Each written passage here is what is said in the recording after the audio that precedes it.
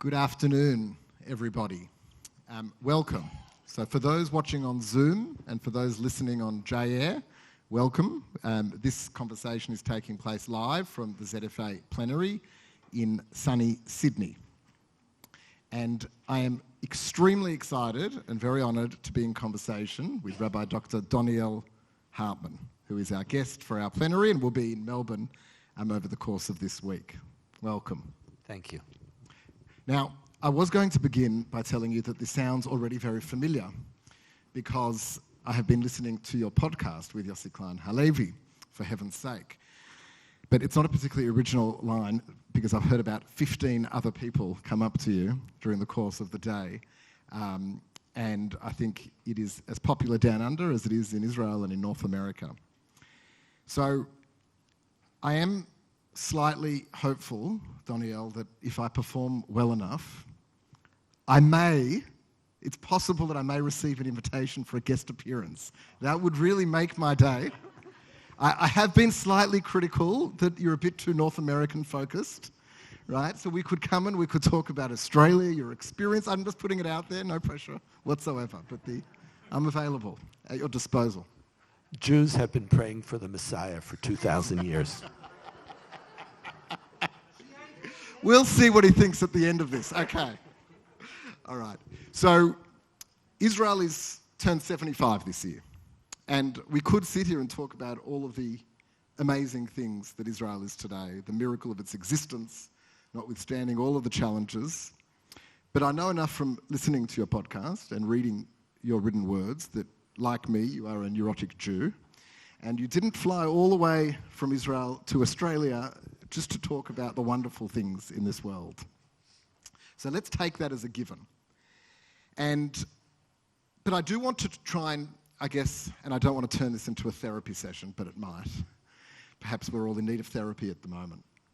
But you made Aliyah, you said earlier, in 1971, and you were a young teenage boy. I'm not giving anything away here. I'm not sure people who don't live in the diaspora, even the ones that have a lot to do with diaspora Jewry like yourself, really understand the psychology of diaspora Jewry, and in particular diaspora Jewish leaders. And it's sort of, particularly in these times, where on the one hand, I'm really looking forward to getting into all of the issues of the day in Israel at the moment, but part of me has this self-regulated sort of anxiety. Do I really want to go all the way there? Do I really want to see where that conversation goes? And then your good friend, and maybe not as good, but my friend too, Yossi Klein Halevi, last week signed an open letter together with Daniel Gordis and Maddie Friedman to diaspora Jewish leaders. And it was the second letter. The first one was called an open letter to North American Jewry, and I think a few people may have communicated there are Jews outside of North America. But the second letter really heightened my anxiety. And I'll read out just for everyone's benefit one part of it, because before I sort of give you my reaction, I'm really interested to hear your perspective. And in part of the letter, it says, diaspora organisations and leaders who continue to meet politely with government ministers and pose for photos with the PM are failing the Israel that diaspora communities helped create. Now, for me, when I have enormous respect for all three of those individuals, and I pretty much consume most of what they produce, that's really confronting.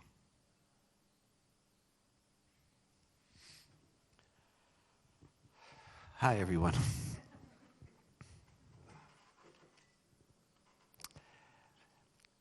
I'm a rabbi, but I never tell people what to do. I don't give psak. I don't render legal decisions. I'm a teacher.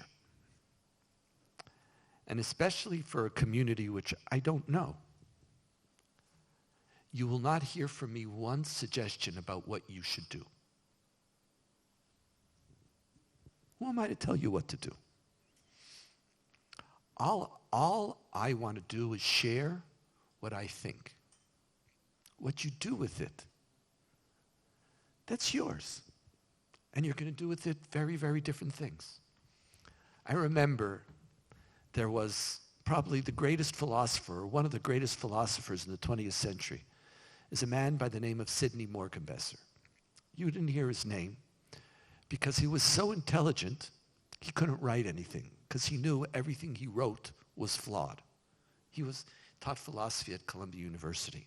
Unique individual. He was at a philosophy conference in the Institute for many years. And I remember in the 80s when the Intifada started, the first Intifada, he said, I think Israel should leave the West Bank. And back then it was called the West Bank. Even Zionists could call it the West Bank back then. And everybody jumped on him. How dare you tell us what to do? You don't live in Israel. Your children are in the army. The whole 9 yards. And Sidney Morgenbesser, in his unique way, said, I'm sorry. I didn't think you understood me. I didn't tell you what to do. I'm just telling you what I think. I don't want to tell people what to do. Now, and it's in that spirit that I want to interpret what Yossi, Danny, and Mati said. They're not telling you and prescribing, don't meet. That's too paternalistic, and they're not paternalistic people. They're asking you to think about what it means to love Israel and to put on your menu other mediums and ways of manifesting love which are different from what you're used to. Let me connect it to your opening statement. And again, I am, et chata'ai ani maskir hayom, my sins, I am North American centric. That's where I grew up. That's the community I know. I don't know Australia. And anything that's not relevant, please, if you're different about this, then just chalk it up as someone who's not experienced. Most Jewish leaders are petrified about continuity. Could be you have no continuity anxiety in Australia. But most Jewish leaders, to be a Jewish leader is to be worried about what is the next generation going to be as strong as the prior ones. And we've had a pretty good run post-Holocaust. Like, we shouldn't be here. That's the truth. Post-Holocaust, we Jews should have checked out and moved to the North Pole or Antarctica. Like, I don't want people, penguins. More like after the Holocaust, we should have given up on the human race. We didn't. And the greatest heroes in the Jewish history, probably the greatest heroes in Jewish history, are Holocaust survivors who chose life. If you think about it, nobody even comes close to the amount of heroism that they had to marshal. And this community of people, here in disproportionate numbers, but all across the Jewish world, built Jewish institutions. Instead of checking out, they created a vibrant Jewish community with numbers, with families, with children, with schools, with synagogues, with communal organizations, with relationships with the world. We are benefiting from all of them. It's astounding. The Jewish story over the last 60 years is nothing short of remarkable. Every Jewish leader that I know outside of Australia, unless you say it's the same here, is petrified about whether this will continue. It's the same. You have that here too? Absolutely. So if you have it, that's why you're so anxious. Because as leadership, I spoke about that it entails vision, but it also is to assume responsibility. And no matter what we want, it's just by nature. The next generation is not going to have the same memories that you have or that I have. They're not supposed to. They'll hear your stories, but there's a difference. There's a difference between hearing a story second and third hand, and experiencing it yourself. And so we're worried, what do we need to do? What are the institutions? What do we have to teach them? Where do we have to send them? Could we send you to Israel? Like, okay, I know there's going to be a lot of stuff, but can I get you to Israel and then they'll fix it? Like, it's Jewish education is fix it. Like, I fix it. So sometimes you feel like you're trying to plug a hole, or very often it's short term. You're worried. You don't feel you have the time. And therefore, moments like these or statements like that make you very, very nervous. You're nervous because, what will happen if somebody will have a question for which I don't have an answer? Now me, I could live with questions. Could the next generation live with questions? So therefore, what's the solution? Let's pretend there's no questions. Wow, okay, that's one theory. If you could get away with it, again, maybe Australian youth are different than youth everywhere else in the world, so apologize for. Well, so could we sort of forget that little thing? You got the idea? So I'll assume. So you're going to have questions, and they're going to be there, but we're frightened. And sometimes, as I was saying beforehand, we mean well in the worst sense of the term, as Mark Twain said.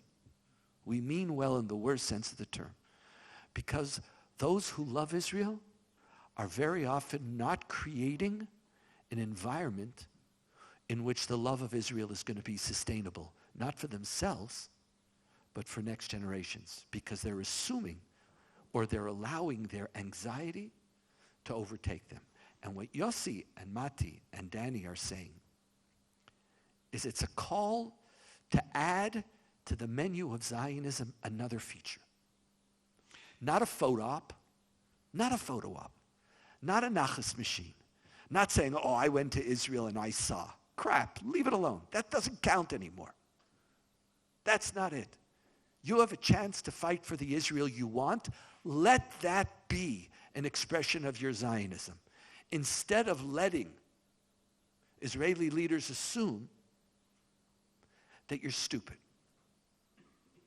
assume that you're naive, assume that I, Benjamin Netanyahu, could give one type of interview in English and a separate interview in Hebrew. Now, we already, because there's Jewish organizations who have been collecting and showing what does the Palestinian Authority say in English, and what do they say in Arabic, or what are their textbooks. So we already, today, there's no such thing as public and private anymore. It's just less. So it's, instead of seeing it as an imperative, see what they're saying as a suggestion.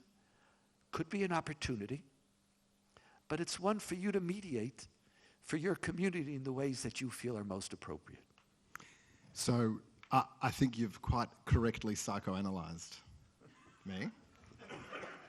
Maybe I'm an open book. You are. But what I will say is that I don't think we're coming off a base, certainly not here, and certainly not in North America, where there is any diaspora leader today turning up to Jerusalem without raising these issues. And so the reason why I felt, more seriously confronted by this, and we don't have to dwell on it, is because I take enormous comfort in people like you, like Yossi, like Daniel Gordis, like Maddie, all of you in the same category to varying degrees. Gil Troy, I'd put in the same category. Everyone's slightly different on the sort of spectrum.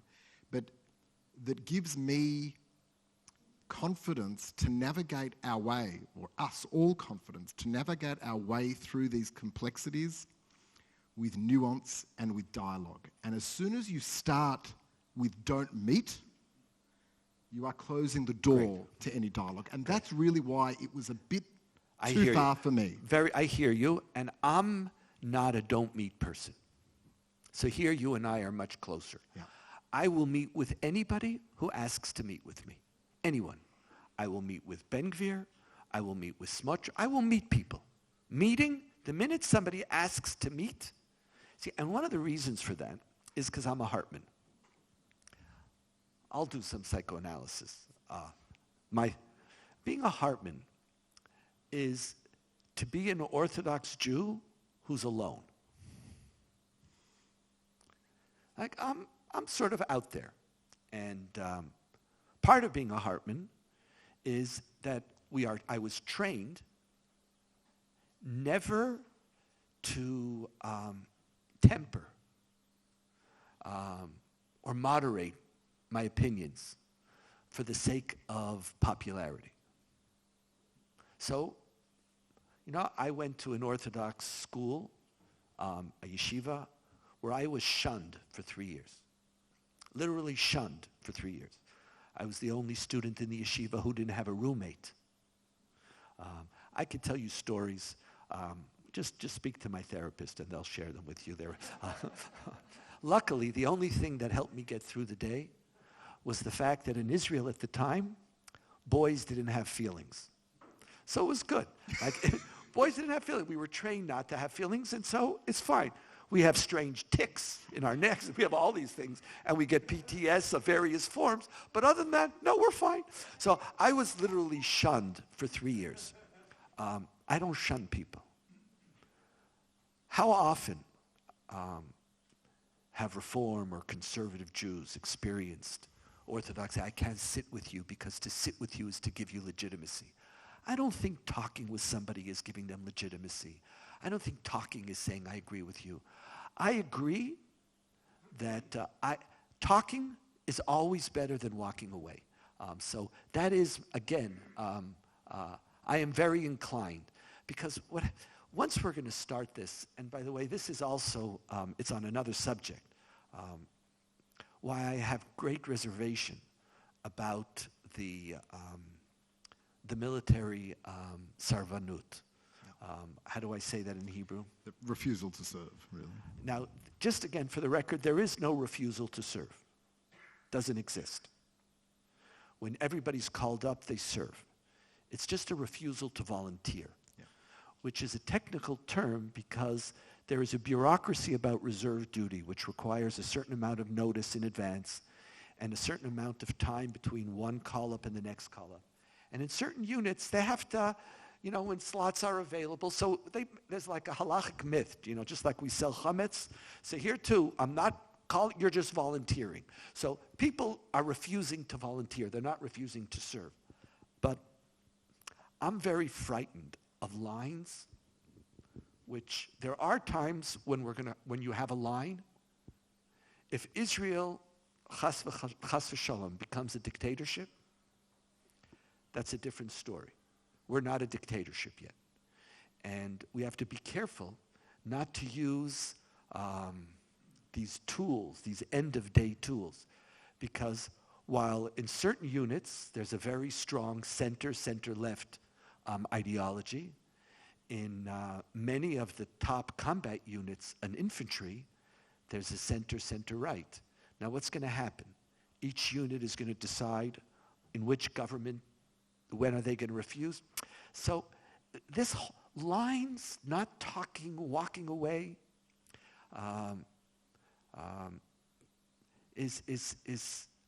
that's just, in the long run, that doesn't create the healing. Sometimes, though, I appreciate it. And Yossi and I, we speak not just during the podcast, but he is much closer to the belief that we need some shock therapy now. Yeah. And I don't believe, I'm more frightened of that shock therapy at this moment, of the destructive ramifications of it. I mean, I don't want to psychoanalyze Yossi when he's not here, but I also feel like, I will anyway, I feel like it's also the fact that he grew up. Yeah, it's his personality. But also how he grew up in that part of, he feels like he understands that because, that's what he said. If you've read Yossi Klein-Halevi's biography, you'll know that he was part of Kahana, in New York and then a little bit in Israel before he sort of repositioned himself. Saw the light. Yeah. So, repented. It just strikes me, you've got some younger people in the room, you've got people that have been at these sorts of meetings for 30 or 40 years, and I think it's probably fair to say that we've never had a guest at a ZFA conference utter the words, Israel is not a dictatorship yet. And it's interesting because I recall you saying in April, I think it was around April, on the podcast, and then you repeated it. I was going to ask you if you still feel the same way, and you repeated it today. And you said that you thought that the proposed judicial reform was a gift. And I was going to say, do you still feel like that today, notwithstanding where things are moving, how they're moving? More than ever before, especially now that we won. Because the reform, with the article "the," is not going to pass. Nobody talks about it passing. Whether they're even going to put forth another feature is up for debate. Really? Oh, absolutely. You think there is no prospect No that beyond prospect. reasonableness, No override, No. judges' selection will... There might be one more that they're going to try. And there's debates as to what it might be. Is it you all know the 5 parts of the judicial reform? Everybody knows? I think people are familiar with it. So you're familiar with them, I'll leave them aside. So it might be the makeup of the judicial committee, selection committee. Yeah. It might be that. It might be how many judges are required to override a Knesset legislation.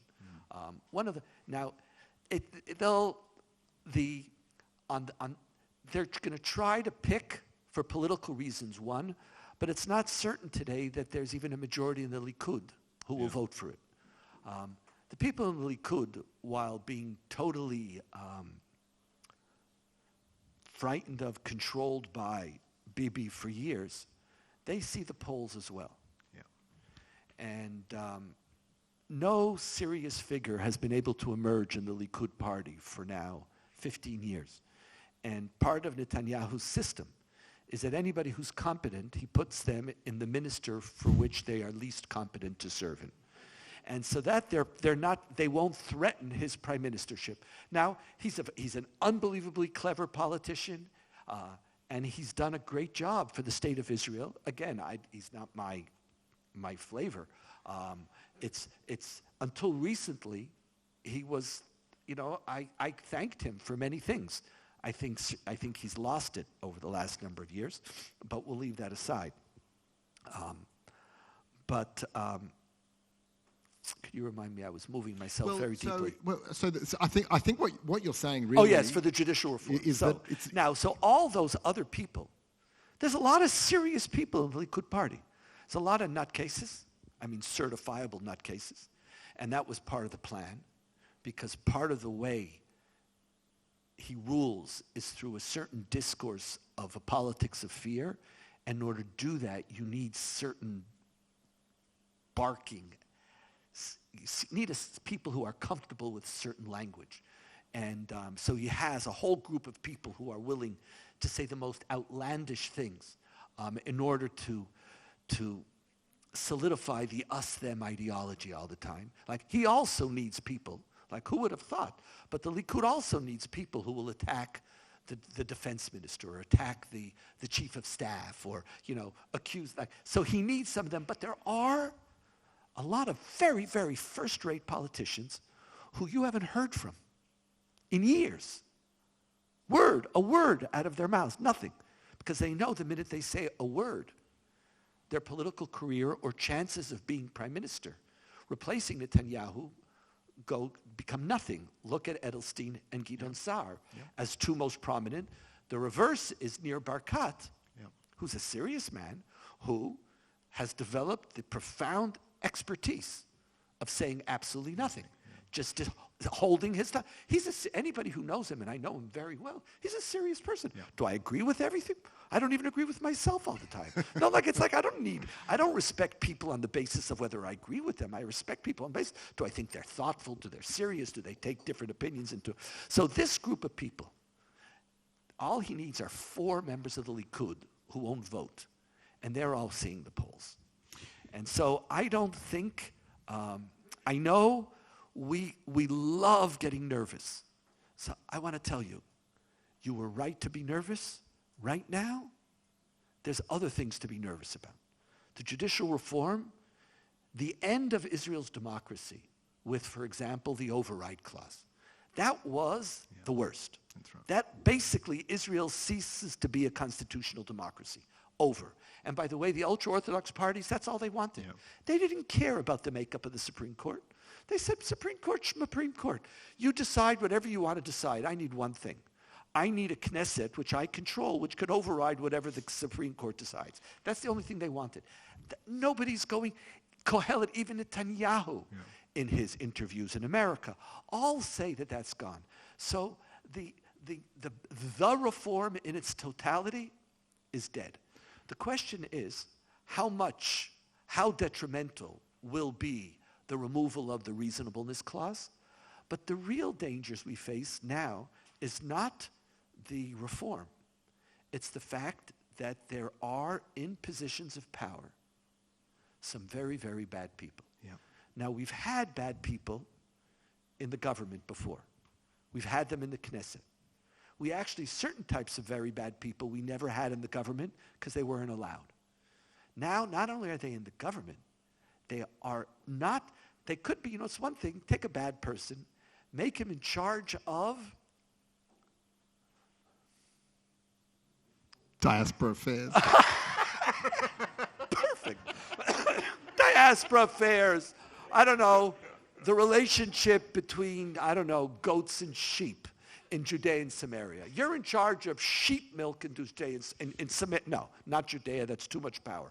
You're in charge of goat and sheep milk products in Samaria. Good, knock yourself out, build some more. You are the only one who's going to decide how much sheep milk. No, but when you make these people a minister of Homeland Security, when you make them in charge of Deputy Minister of Defense in charge of Area C, so part of what's going to happen over the next 3 years is not the judicial reform, but it's going to be a constant flow of either laws or policy statements. From that I'm concerned, but as regards the reform, I think it's transformed Zionist conversation in Israel and around the world, I actually believe, for the better. I'm actually very, very appreciative of it. So that's really interesting. Rather than getting caught on the specifics of the reform, especially given what you've just said, can we try and unpack, we won't have time to unpack all of the different parts. I'm going to start with my own bias, but I want to unpack how this government came about, because I'm not sure that 10 years ago, I don't think 10 years ago one would have thought it was possible, not necessarily that some of these people wouldn't get elected, but that they would be invited to sit in a mainstream government. And I want to start, because I have my own bias, and I think you perhaps have the similar upbringing. I want to start, we both sort of grew up in religious Zionist communities, or, with that sort of ideology, hashkafa. And I quite intentionally differentiate religious Zionism to Smotrich's Religious Zionism Party. And I differentiate with a 50% of driving that is hope that is the case, but part of me isn't 100% sure. And, I think it only struck me this morning when you were speaking. I think the reason why, but clearly so many other people have gravitated towards you and the podcast and what you're producing, and it struck me this morning, it's the religious Zionism that I grew up with, right? It's the, and I've spoken about this before, that, I grew up in a religious Zionist family, went to Bnei Akiva, Yavna, went to school, and I genuinely remember feeling, up until the age of about 15, and the trigger for me was when Rabin was assassinated. Up until that point, I remember having this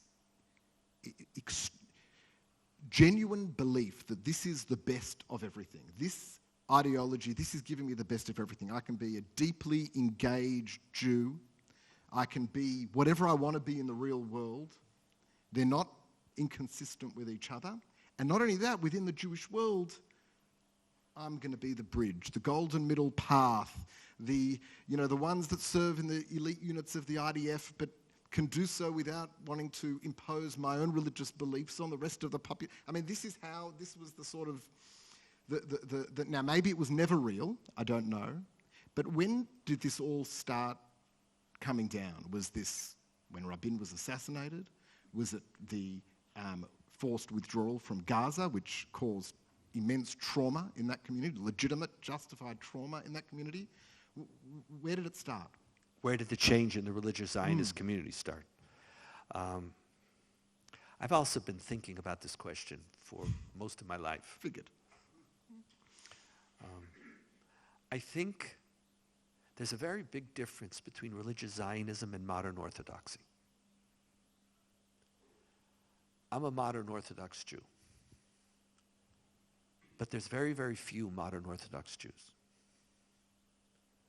Norman Lamb, when he was the president of Yeshiva University, said we have to get rid of the term modern Orthodox. We need the term centrist Orthodoxy, because modern Orthodoxy is too modernity. Why? It's like too subversive.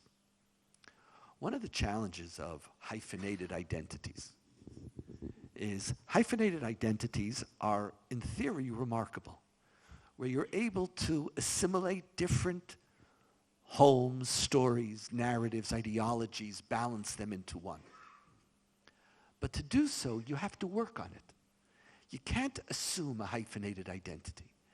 And I think for a lot of religious Zionism, modern Orthodoxy, there's an assumption of an integration that didn't happen.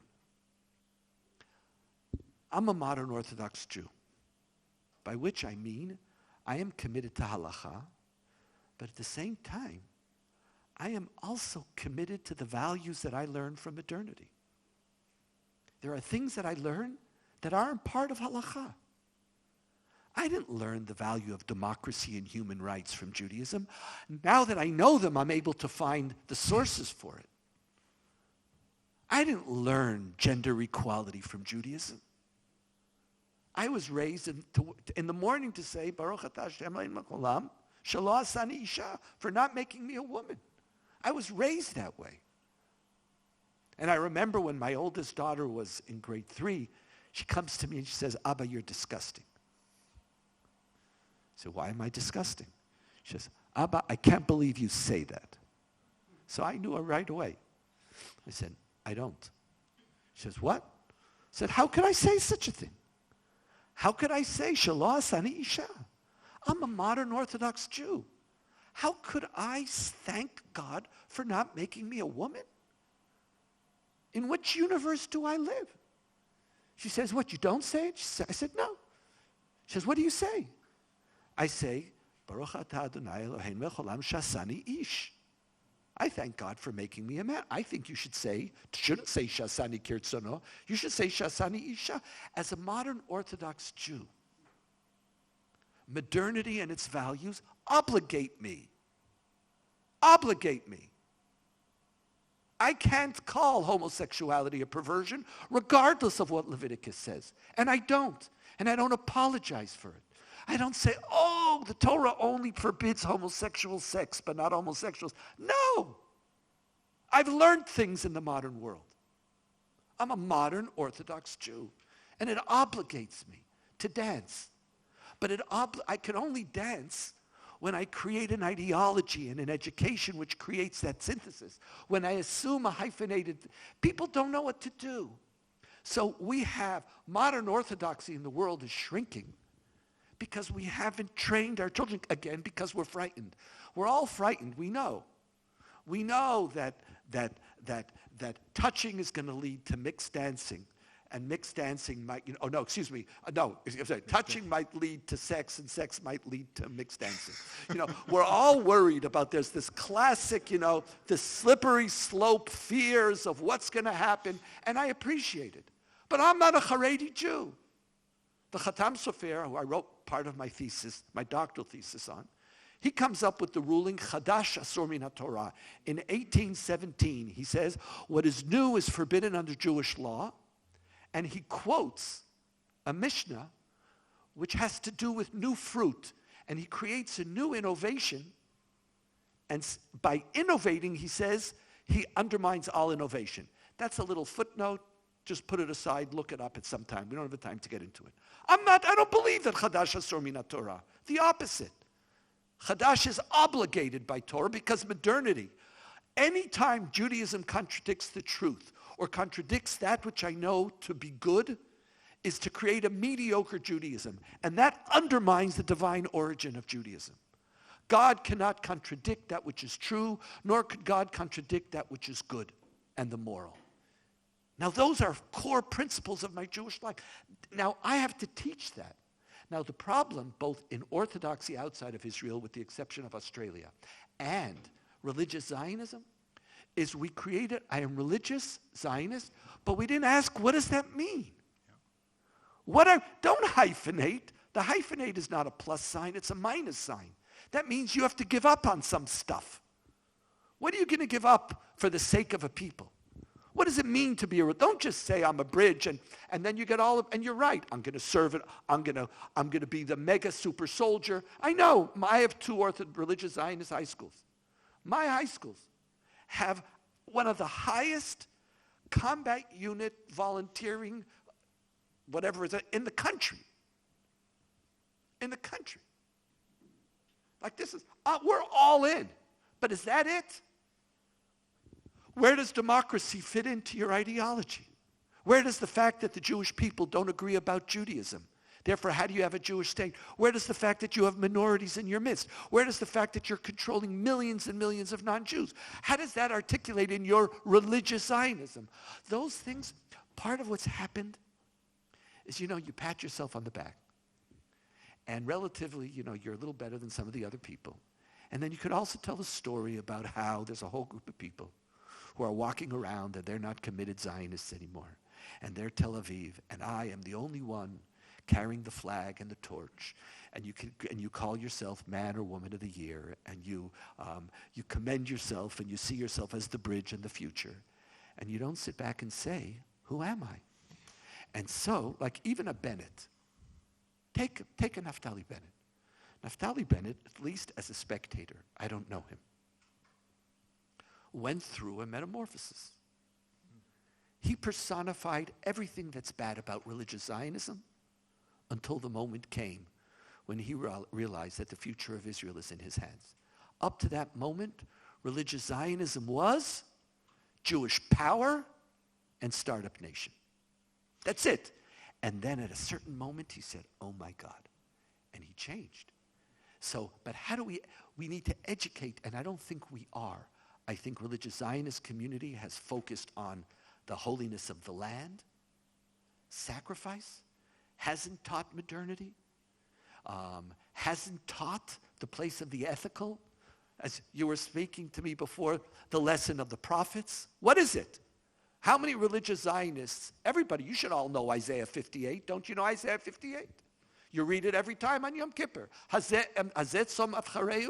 this the type of day of fast that the day of atonement that I'm interested in? You think I'm interested in you fasting? Get rid of the bastions of evil. Bring the poor. Where is the ethical as a reflection of your religiosity? Who said to be Orthodox is synonymous with Shomer Shabbos? Who gave you that shtick? Where did that come from? Since when did we innovate? What does Hillel teach us? Hillel is asked by a potential convert, please teach me all of Torah while I stand on one foot. Convert me on condition. Shammai says, get out of here. I only want serious people. Hillel says, fine, he converts him. Now, what is all of Judaism while I stand on one foot? What's hateful unto you, do not do unto others. That is the whole Torah. The rest is commentary. Now, that is a serious religious statement. Rashi, by the way, goes apoplectic. Flips out. He says, where's God in this story? And he comes up with this weird way of putting God inside, because I think you forgot something, he says to Hillel. But that's something. Religious Zionism has actually been failing. And predominantly. And then you have a Ben Gvir and a Smotrich who could actually claim to be the sole leaders of a community, and people who would have never voted for them, as a backlash against Bennett and in anger could actually contemplate if voting for that. That's an anathema to my religious Zionism, not a representation of it. I think Yosef Burg probably wouldn't recognize what he sees today. One of the early founders of what was the then Religious Zionism Party. But let me ask you something, and I'm going to open it up to questions because I want to give people an opportunity. Do you see any sort of correlation? Because we've talked about the religious Zionism, and if we had time, we're not going to have time to go through each, but I think the changes in the Haredi world are also really fascinating.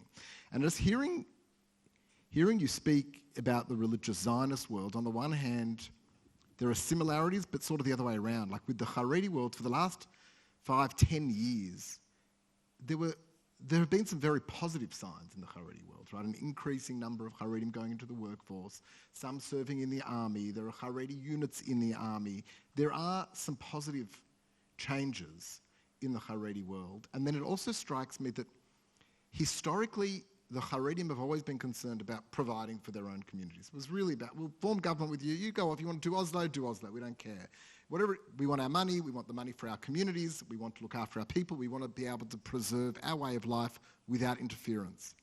The religious Zionists, at least the ones from my childhood I recall, were not interested in imposing their life on the rest of the country. And it seems that there's been a change now with both, that the religious Zionists, in quotation marks, of today, do have an agenda of...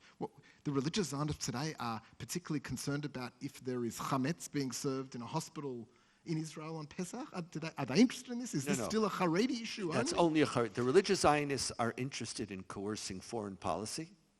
The challenge they're not interested. The religious Zionists aren't populating the rabbinate anymore. State and religion... Well, they've given up. Most religious Zionists are quite liberal when it comes to state and religion. They're not... There's questions about a certain public nature, issues of marriage. There's a whole argument, which is a flawed one, but it's an argument that's still prevalent. The problem with the Haredi community is that we are in a decade, maybe a generation, in which you have the Haredi community becoming Zionists, but they don't have an ideology of Zionism. Right. So they are bringing synagogue ideology into the running of a country. See, a synagogue, if I don't agree with you, what do I tell you? Here, I'm building a synagogue, you're in my shul, you don't like what I'm doing, what do I tell you to do? Go build another shul. Go build another shul. That's fine. Someone told me the statistic, there are, is it 60 synagogues in Sydney? Or I forget whatever numbers there are. It's like we're funnier than the jokes about us. But, now, so it's easy. But what happens when you're running a country? What are you going to tell somebody? If you don't agree with me, leave? So here you have a group of Haredim who are used to controlling their own space, and now their own space is no longer Mea Sharim. Their own space is now the country. And how to mediate that? It's still all governed by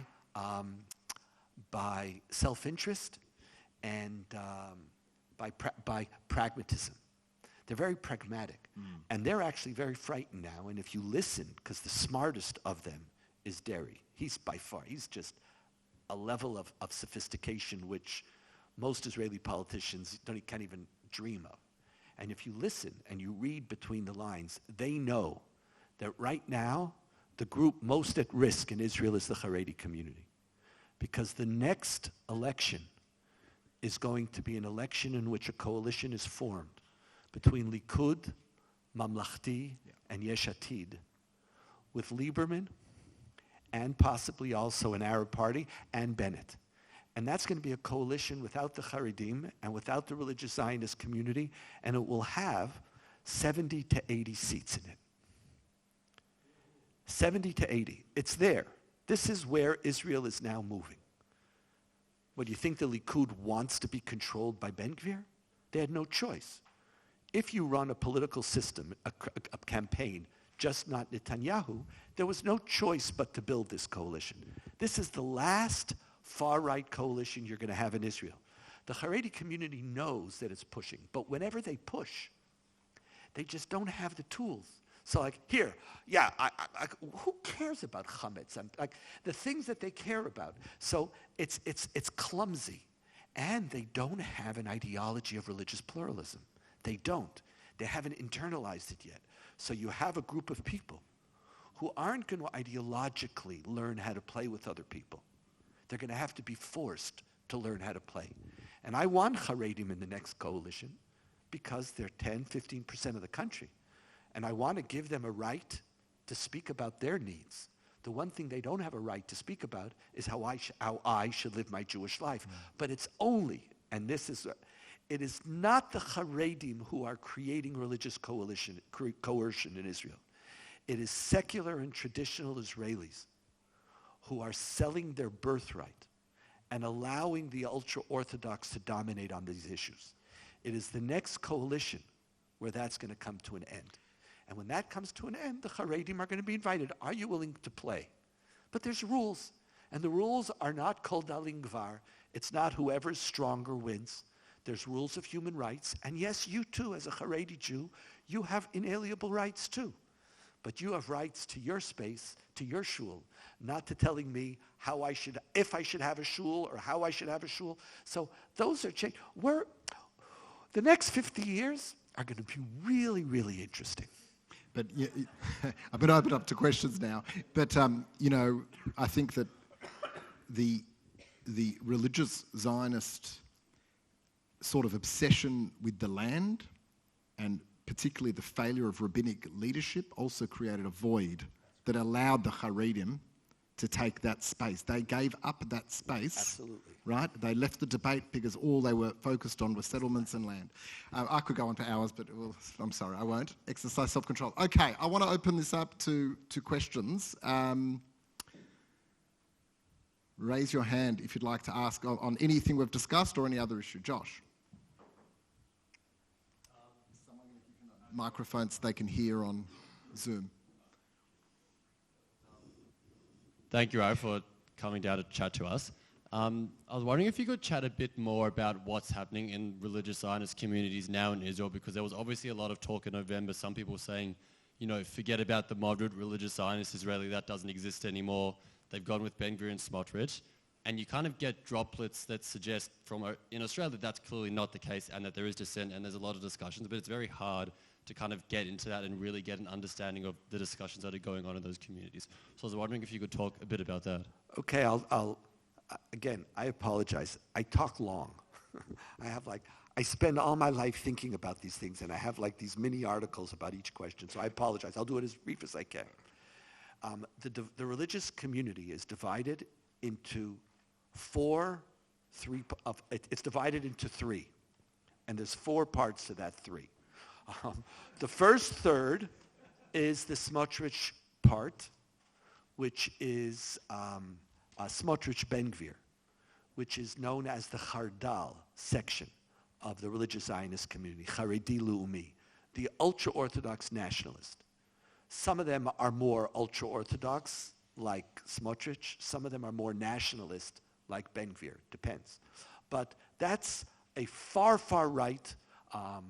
You could see their rabbis dressed like Haredim. Many of their children have peot. They assimilate much of Haredi lifestyle, yeshiva study, with service in the army. And some of them are also extreme ultra-nationalists. And I can't go into the details of that, but that's also a part of that. The second third is the old Borg, the old Mafdal. They lean to the political right. They're conservative. They want the status quo to be maintained, but they want Judaism in the public sphere, but no coercion on the private sphere. And they're not interested in dramatic changes on issues of gender, but women could could read the Megillat Esther. There's little shifts here and there, and women could give a speech from shul, but they're conservative-ish with a small c, and, very balabatish. What was, you continue with some changes. The third of the religious Zionist community is the modern Orthodox. And it is the strongest modern Orthodox community in the world is in Israel. It's in all the major cities, in the schools, in the pre-army programs. These are places in which different dimensions of modernity have integrated into ideology. By the way, in many of the settlements, there's a very big difference between the Gush Etzion settlements and Beit El. There's a very big difference between the two segments. One segment of Beit El is Chardal, and the other segment of Beit El is centrist. But this religious Zionist community, Bennett, if you saw his kippah, he reflected this modern Orthodox, assimilated into the world, are part of it, not interested at all in issues of state and religion, quite liberal on issues of gender and LGBTQ plus, like there's no LGBTQ, we're not that sophisticated. It's mostly gay and lesbian in Israel still. Transgender is coming in. But that's the third part of this community. And it just so happened that for a confluence of numerous reasons, that the name Religious Zionist Party is now in control by the Chardal. The fourth third of the Religious Zionist community, which has had a huge impact on religious Zionism, is the Datlash community. Datlash stands for Dati L'Sha'avar, formally. Fully a third of those who grow up religious Zionists in Israel are no longer religious Zionists, but they belong to the religious Zionist community. Why? They come home for Shabbos. Many of them send their children to religious Zionist schools. There's a joke about Datlashim that every Datlash wants their child to be a Datlash. Now, those of you who are laughing speak Hebrew. Those of you who aren't, there's actually a nuance in it. When you are formally religious, you want your child to be formally religious, but that requires for them first to be religious for them to become formal. It's a little joke. But they're in Alon Shfut, a city which is clearly very centrist. No cars are allowed to drive on Shabbat in Alon Shfut, in Gush Etzion. Outside the gate, there's all the parked cars of the Datlashim, and every family invites their child home, and they walk their child to the car. Now, what happens to you if you have a Datlash child, and you love them and embrace them? You change. Pluralism becomes integral to you. That's why I call this the fourth third. It's one of the most powerful forces for transformation in the religious Zionist community. You can't see certain behavior as intolerable when it's your child. And every family. So there's this, and there's a few other subdivisions which I haven't mentioned. So what you have today is two individuals who are the most extreme in the Chardal spectrum, owning the category, when in fact it is a far more diverse and rich community. And one that it could have a lot of positive impact, along with part of what we see in the demonstrations is that part of the religious Zionist ideology was we're the only ideologues. Turns out that it's not true. There's a lot of other ideologues in Israel and a lot of other Zionists who are standing up. I heard somebody at some table, somebody saying that. I was listening. I forget. I think it was at that table over there. Yes, there's a lot of other ideologues too. But the religious Zionist community doesn't have to be part of the problem. It also could be part of the solution. But it depends on which part of it. Adele? Yes, Adele.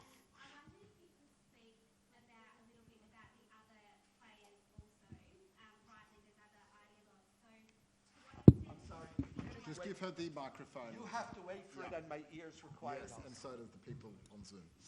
Could you maybe talk a little bit about the other players who can... Now, I was just asking, whispering silently for Diet Coke. Got it. All right, Diet Coke, please. Could you now go one more time? Could you talk a little bit about to what extent the accountability for the current situation can also lie as well with the religious Zionists, but also with secular or progressive or left-wing Zionists as well? To what extent is the accountability, you mean? Yeah, for the situation sure, that Israel's in. We love it when we have somebody to blame. And when it's not me, thank you very much. Blaming is a great thing. That's why, I'm not in politics, I'm in education. I'm not interested in blaming. I'm interested in understanding and hopefully tomorrow having a little better Jewish community. I know, I wrote my PhD on the boundaries of Judaism. And one of the rules of boundaries is that you can never erect a boundary which excludes a large segment of your community. That's not an opinion, that's a sociological fact. Any community that puts boundaries in the wrong place is destroying its community. If you want to, and this is very different than Australia, an example of it is in the United States, the just Trump, not Trump boundary. Trump, not Trump, can't be a boundary if 40 to 50% of the society advocate, either for Trump or against Trump. That means you could be against Trump or you could be for Trump, but it can't be a boundary issue. A boundary issue is when not a line of demarcating what you agree with or what you don't agree with, but a line as to what's acceptable or unacceptable norm within our society. So you can't create those boundaries. Now, I personally, as I said, don't vote for Netanyahu. I don't believe, however, that from a sociological perspective, just not Netanyahu is a coherent policy for a society in which a large segment of the country believe that we are safest with him. Now, it's one thing not to vote for him. It's even another thing to decide I don't want to sit in a coalition. But the language went further than that. And it became a language that if you're for democracy, if you're open-minded, if you care about any value, of course you will never vote for Netanyahu. For what? Because he's on trial? Israeli law specifically states that a person who is indicted could be prime minister. That's the law. That's the law which we all created, because we know there's a very big difference between it being indicted and being found guilty. And we recognize that we did not want an indictment to change the electorate. A minister, if they're indicted, okay, put someone else in place. So that's the law. But the discourse of the just not Netanyahu, and here I'm speaking from the center left. The discourse of just not Netanyahu forced the right into a coalition with fascists. It created bedfellows that didn't belong with each other, and they didn't have a choice. Again, it pays to look at other examples. Why is Trump friendly with anti-Semites? Trump is not friendly with anti-Semites. His grandchildren are Jewish. He's just friendly with anybody who likes him. So if Kanye West, I don't know if I'm saying it right, if Kanye West is an anti-Semite, that's not important. Oh, for Ye, formerly known as, I think he's known as Ye now. That's just to show you how culturally sophisticated I am, even though I'm 65 and Orthodox. But in any event, since he said something nice about him, he'll sit with him. So when you create the boundaries in the wrong place, it creates communities. Part of what's happened, and I think this is what Bennett wanted to change, and I give him huge, huge credit. He won't be prime minister again, but I believe Israel will benefit tremendously when he comes back into politics. He and Lapid created a vision in which the boundaries between center, right, and left, which really in Israel there are no boundaries. The left and the right aren't even relevant categories anymore. And so part of the responsibility comes from misplaced boundaries. It's one thing to say that Ben-Gvir is beyond the line. I could accept that. It's another thing to say that Netanyahu is beyond the line. You can't say that. Not coherently, I don't think, despite my disagreement with his record, I don't think it's called for, and it certainly is not coherent from a sociological perspective. Did I respond? Was that? Got a question over here, but just wait for the microphone so we can all hear you. Hi, everyone. I'll stand up. I'm sorry, I haven't fully verbalized my question yet. I just have a couple ideas, and I want to get them across. I guess what I'm trying to, I just want to start off by saying that I think that a lot of the conversation here is predicated on the idea that this is the breaking point for a lot of people with Israeli politics, and this is a point where people are starting to find it necessary to criticize Israel. And I guess that's one thing I want to mention. I also want to mention that I think Israel is one of the greatest examples of identity politics in the world, in that I feel that a lot of the time people are voting for the party that best represents their identity rather than their politics. And especially in the last election, what you were just talking about, it was very much a single issue election. And I guess I'm wondering if there's any future in which Israel's politics isn't based on one issue, and whether we can have conversations about Israeli politics outside and inside Israel that actually represent a myriad of issues, such as ones that we might see here, or, maybe I'm just a lucky Australian, but I guess I want to ask if you see a future like that. Great question. If you ask if there is a time, the answer is now. Welcome to Israel 2023. That's what you have right now. You have right now a conversation in which a myriad of issues are being raised. I'll just tell you a little. I go every Saturday night to the demonstrations in front of the president's house. It's like going to shul for me. Literally, I won't miss it. I don't go to movies anymore because Saturday night was my movie night. For me, it's like, and it's, like you also go to shul, you have your friends, I know all the people, we see each other. It's like a whole scene. And I won't miss it for anything. I have my brother and I, we meet, we go, we have our flags. It's a whole thing. It's like my talis, I have my flag. It's like my shul. It literally is my shul, and I go there religiously. And you meet there groups of people who are talking about a myriad of issues. A few weeks ago, while we're standing there, and we're hearing the speeches about Don blah, there is always a group of anti-occupation at the periphery of the demonstration. And they're saying, there is no don't talk about human rights when there's human rights of Palestinians. Now, there's a decision that is not the major focus of the demonstrations, but in an interesting move, it's on the periphery of the demonstration. Everybody knows because it's on, it's sort of relevant, right? So it's like, it's not so as you come, if you come to the Beit HaNasi from Jabotinsky, you have to pass the anti-occupation drums, and then you get to the main. A few weeks ago, the anti-occupation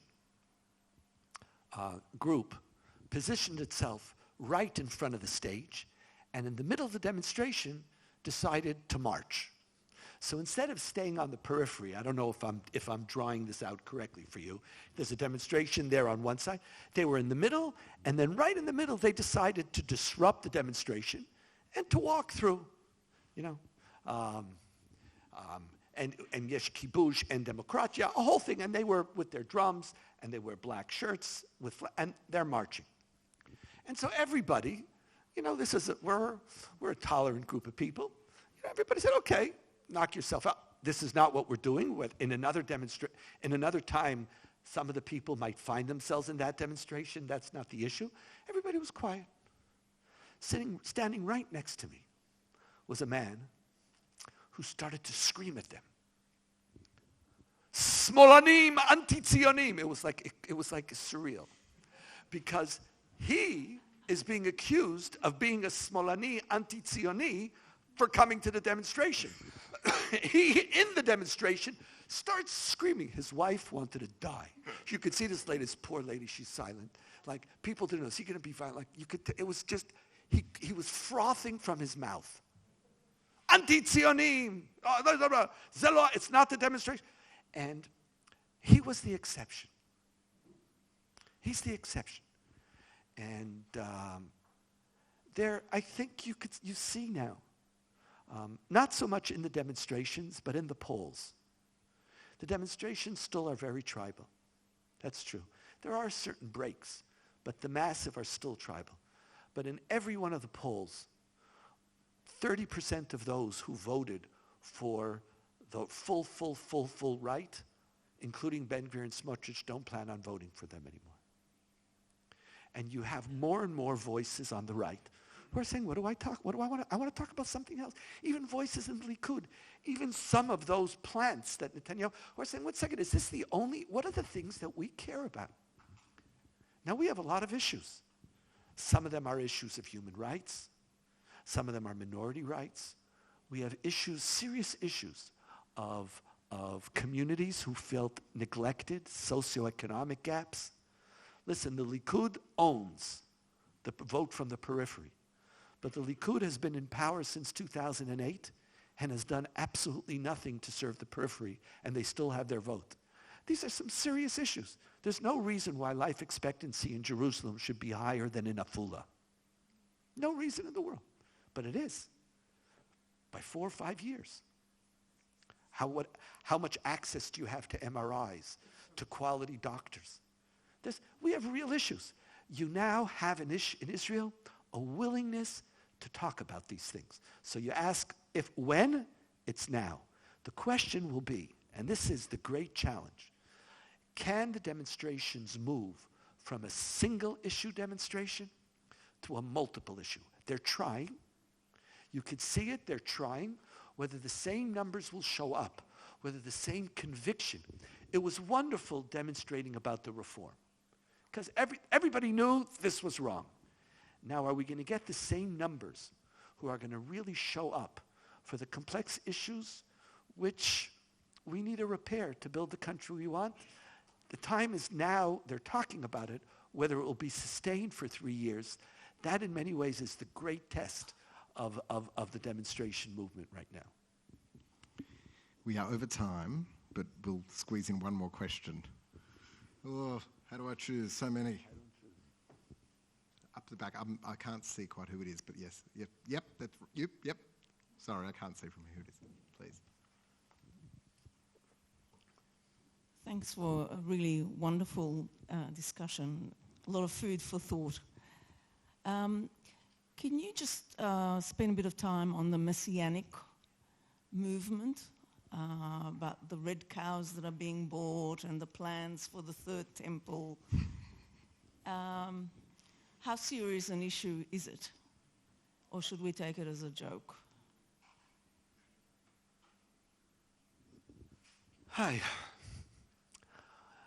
One of the reasons why Israel is such a pain in the tush, that's a technical term, by the way, it's in the Talmud, is anytime you think something's on the periphery and a joke, it has a political party representing the joke that you think is irrelevant. A big part of our Jewish life is ignoring certain chapters of the Bible. We learned this from Rashi already. Rashi knows that the most disruptive book in Judaism is the Bible. He knows it. And that's why his whole interpretive process was to bring the Bible in line with the Talmud. Because the Bible is very often a different Judaism completely. It's filled with stuff, so he wants to create a lens where you don't read the Bible literally. One of the great advantages to diasporic Jewish life is that your Hebrew is not great. So you could say things and read things you have no idea. And if you know, you don't internalize. It's like Clinton. You smoked, but you didn't inhale. So you don't inhale all the problematic parts because your Hebrew, like the words go too quick before you actually inhale that you just read a chapter called on wiping out everybody, mother, like everything. So like there's all this stuff in our tradition that a big part of the way we live is selective hearing, and in case you heard, selective memory. And if you're ideological, deciding this I'm stopping to do. But you know, you have to be selective. This is not a fringe part of Judaism. They're just taking the idea that Israel is the beginning of the Messianic era to a logical conclusion. If it is, you say it in shul. Barechet Medinat Yisrael, Reshit Tzmichat Geulatenu. But guess what the advantage is? You don't even think about what you're saying because it's in Hebrew. It's just in Hebrew. Okay, I say a lot of things in the Siddur. I don't have to know. Like, who said you're supposed to pay attention to what you say?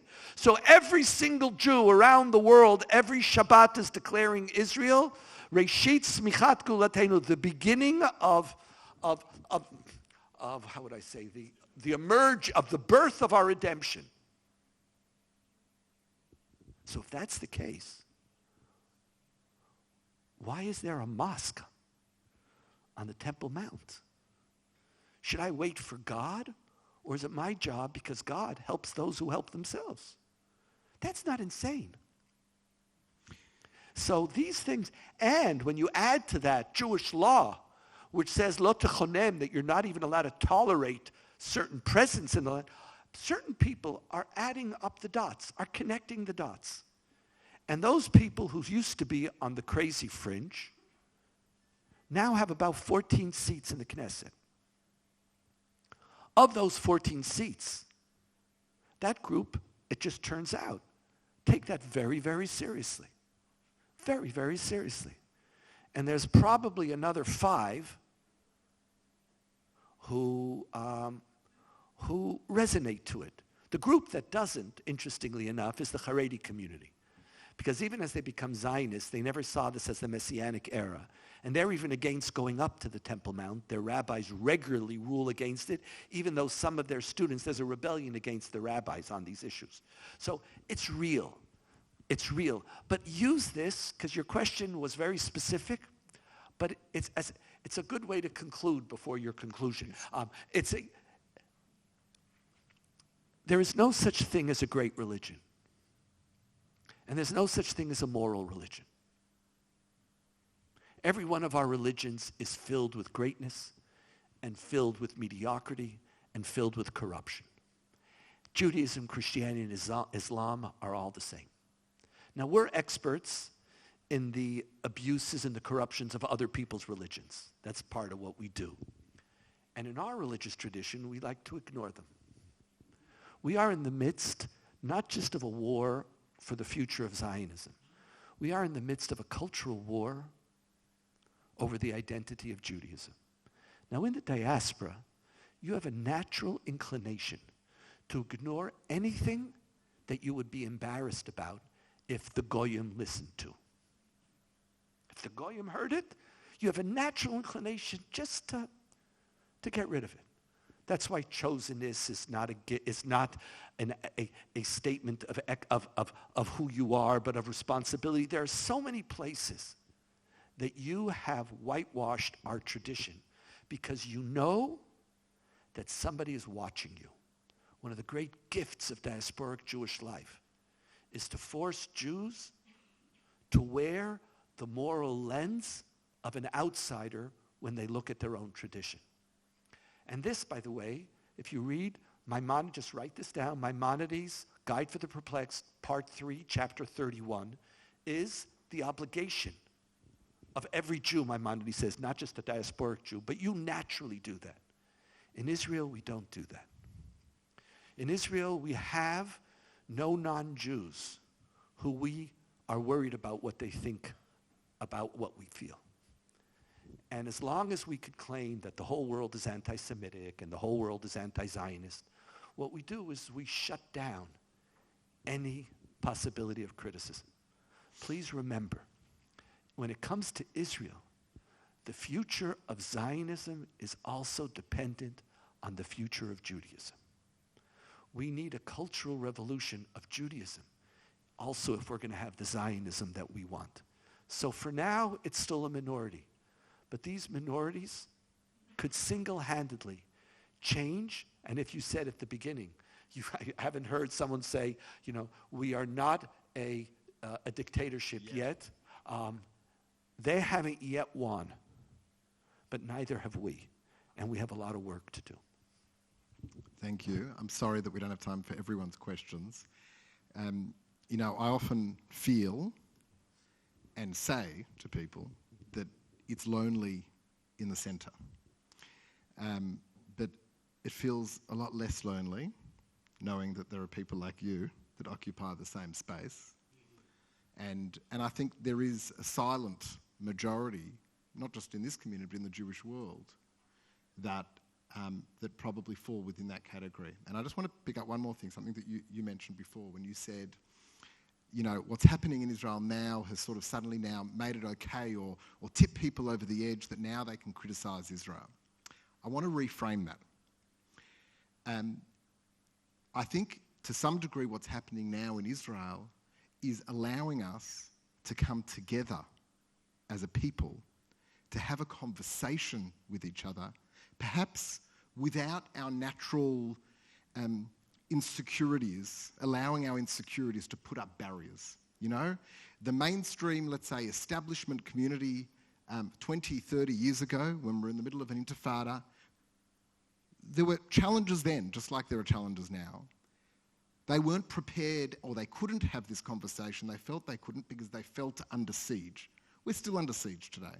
But I think what Rabbi Hartman's saying, and I agree, is in some ways it's a mistake, because in doing so we are allowing our enemies to define our own Jewish identity.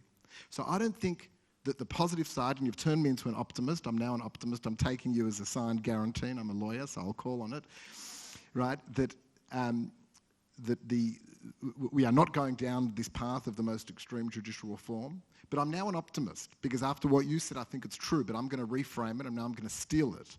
And I'm going to say what this means is that we as a community now can engage together without the insecurities, without the walls that we need to pull up. I find myself doing it with my own children sometimes. They'll do something that I would have done myself, but I tell them off from doing it because I know that, I want to set you want to set the right example. We have to forget about that, and we have to be able to engage openly in these conversations, knowing that ultimately this is all about protecting the future of Judaism and Zionism.